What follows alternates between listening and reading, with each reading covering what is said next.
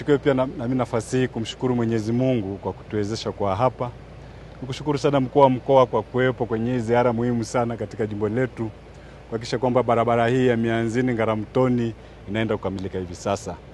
Na mimi naungana na wewe, sitaki kukurudia, lakini kumshukuru Dr. Samia Suluhu Hassan kwa kuweza kutoa hizo hela zote bilioni 23 kuhakikisha kwamba barabara hii kilomita 18 inaenda sasa kumalizika.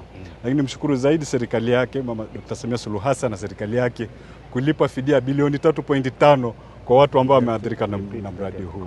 Lakini nimshukuru zaidi kwa kuhakikisha kwamba mheshimiwa mkandarasi wetu amelipwa hela zote. Naomba tu sasa mkandarasi, kama alivyosema mkoa wetu, tutekeleze mradi uwe umeisha mwezi wa 7 hata kabla, kwa sababu sasa sidhani kama kuna kikwazo. Na kushukuru sana kwamba barabara imeanzia Ngaramtoni iende hospitali ya Seliani ambayo ni rufaa ya wagonjwa wetu.